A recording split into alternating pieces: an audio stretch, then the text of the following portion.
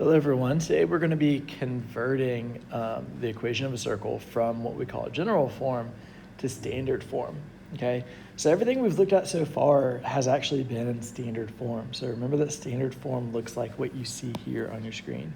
It's always x minus h squared plus y minus k squared is equal to r squared. Where h and k are the coordinates of our center, and r is the radius of the circle. Here is general form. So general form is x squared plus y squared plus ax plus by plus c, and it's equal to 0. So a, b, and c are going to be constants. There are going to be different numbers that we see there. And we're not able to see the center and the radius from this equation. We actually have to convert it to standard form in order to see what the center and the radius are. So here are some steps for converting from general to standard form. So first thing we're going to do is we're going to put our equation in this order. And basically what we're doing here is we are grouping the x values. So you see we have our x's together, and then we have this blank. And then we're going to group our y values, and we have this blank. And then this constant that we have is going to move to the other side. And then we have a couple blanks. And this should look pretty familiar because what we're basically going to be doing is we're going to be completing the square. So right here, we're going to complete the square for our x's. Right here, we're going to complete the square for our y's. And then over here, we're going to be adding whatever number is here and whatever number is here. Okay, and these steps kind of walk you through that. It says fill in the first blank with whatever completes the square for our x's. Fill in the second blank for what completes the square for the y values.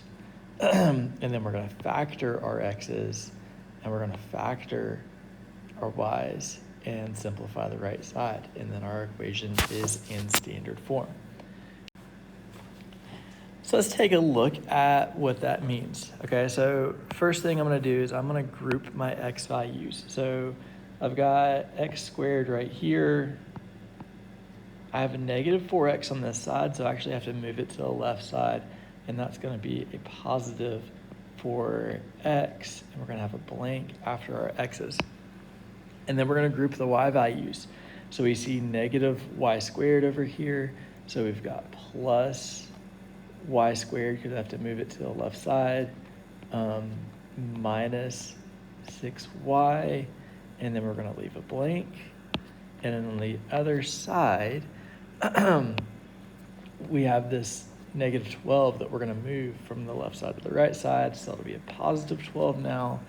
And then we're going to fill in a blank for our x values and fill in a blank from the y values. All right, so starting with x's. So in order to complete the square, we want to find half of this number right here, and that is going to be 2. Okay, so to complete the square, 2 times 2 is 4. If I add it to the left side, I also have to add it to the right side over here. Okay, for the y values, half of negative 6 is going to be negative 3. When I square negative 3, it's actually going to be a positive 9. And then remember, I also have to add it to the right side over there. Okay, so then our last step is we are going to factor the x's. Okay, so my factor for the x's will be this, x plus 2 squared. And then plus the factors for our y's. So our y's are going to be y minus 3 squared. And then simplify the right side. So we're going to add 12, 4, and 9 together, and that is 25. So now our equation is in standard form. Something you should be able to do from this is you should be able to find the center and the radius. The center of the circle is going to be negative 2, positive 3. Remember, it's the opposite of the numbers that we see in the parentheses there. And then our radius is 5. Okay, so that's what you should be able to do today. You should be able to convert from general form to standard form. Okay, so we'll look at a couple more examples. but they're pretty similar to this one. Okay, so here's another one. So first thing, group your x values. Okay, so here I have x squared. Okay, and notice that that's it for the x values. So I don't have to do anything else with the x's if it's just x squared. So then we're going to group our y values. So I've got y squared plus 2y, okay?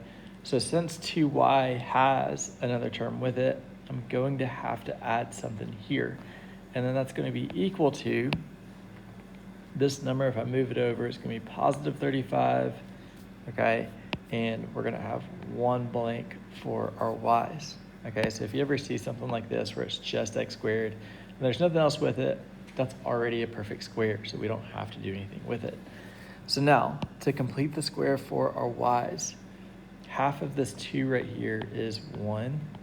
So we're going to put a 1 here. We also have to add 1 to the other side. So here is our equation, x squared plus y plus 1 squared, and that's equal to 36. So that would be our equation in standard form. The center is going to be the point 0, -1, and the radius will be 6. And that's it.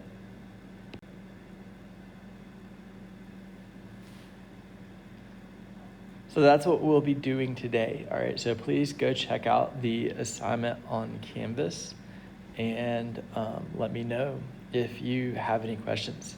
Have a great day.